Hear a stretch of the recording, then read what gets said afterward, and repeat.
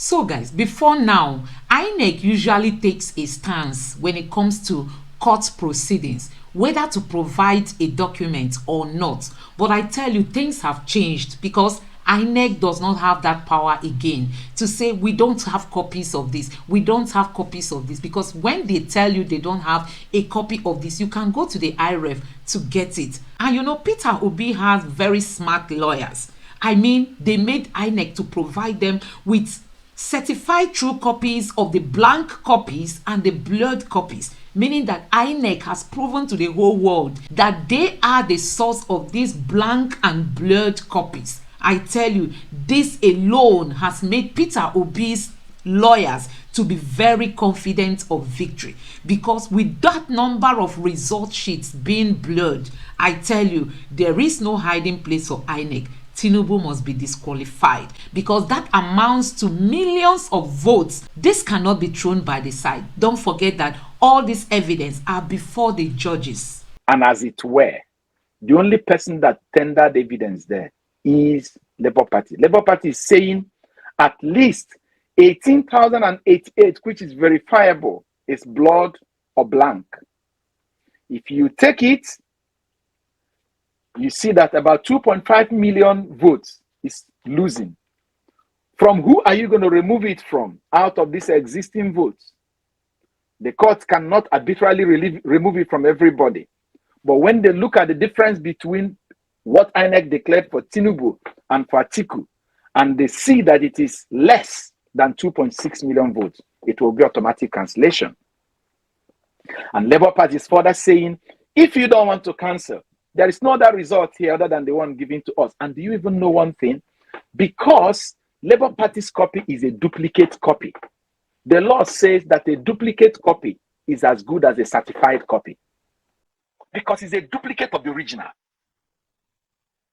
So these people have a watertight case that, according to their rumor, if Fashola likes, let him write 1 million judgments. If no one cares. But I think that the judges, they are hearing what we are saying.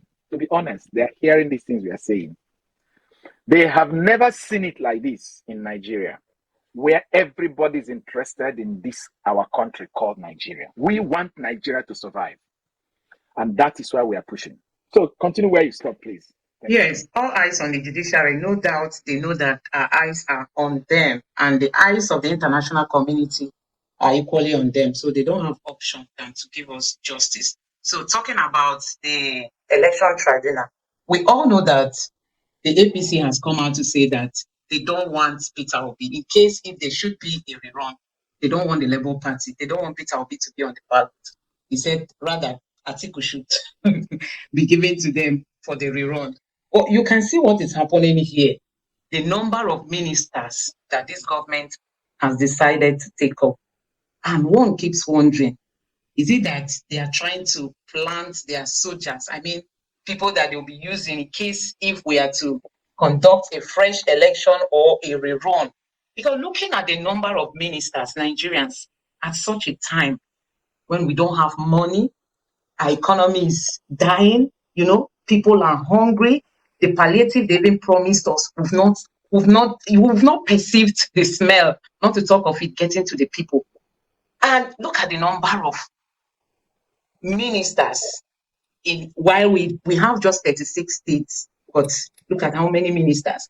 We were thinking that this government will come to reduce the cost of governance, because Nigerians have been crying right from the time of Buhari that they are spending a lot. We don't have money, but you people are spending a lot. Reduce the number of people you have walking around you. But they now came to increase. Don't you think something might be cooking behind? Is it that they just want to gather all these people from different states? Should an election be reconducted, these people will be like agents already set up. So I'll be bringing Dr. Etel, because we also have the next slide to look at. Dr. Etel, let me know just tell our viewers what your own point of view is. Based on the last count, as at last year, the population of the United States of America is not even up to 340 million. But they don't have up to 20 ministers. They call them secretary. They don't have up to 20 ministers. the whole of America.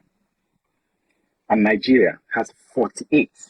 The highest Nigeria has ever had. At a time when Nigeria's economic situation is the worst it has ever been. So while the things are getting tougher for Nigerians, life is actually pretty much better for the politicians. Okay, let's go back to what the President Tinubu told Labour group, Nigerian Labour Congress, the organized Labour.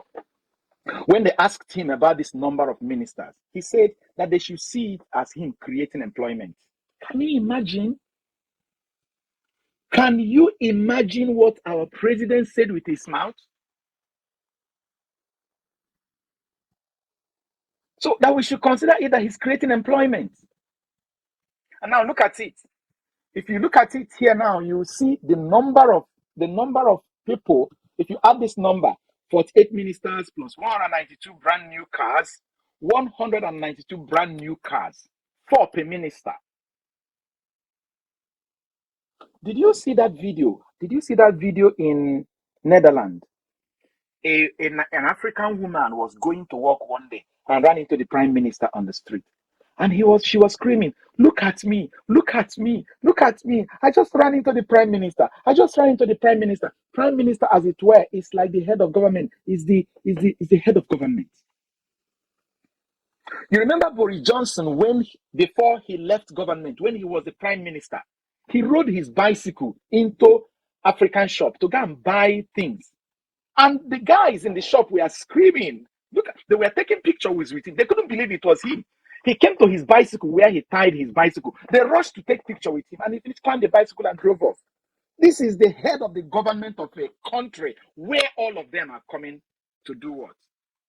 To train their own children, to get their medical health, medical checkup, and what have you, and treatment.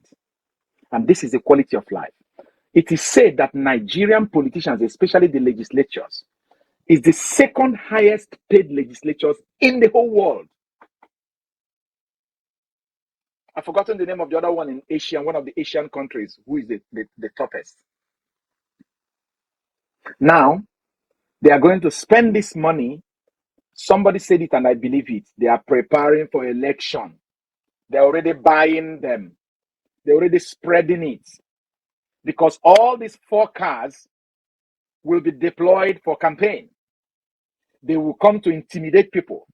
All of them will be mobilized with policemen who will be threatening people. Instead of going to man the polling units, they will be following ministers. 728, 15 per ministers.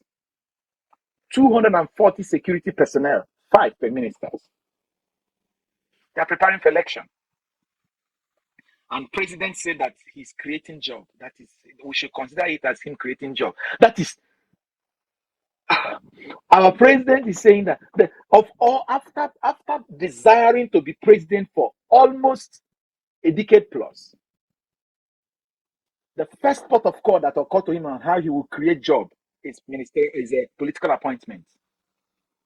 That is him creating a job. Nigerians, we can see. We can see. It's really, really, really, really appalling that this is the way we are going. So I don't have anything to say other than to say that they are preparing for election, and you know that they are preparing for election. They have pleaded the court. They say they are happy to go back to the polls again, provided that Labour Party is not involved. Unfortunately, even with the case on hand, if a second election is declared, they are actually the party that will not be involved. They don't know. But I'm sure they know. They know, they're just talking.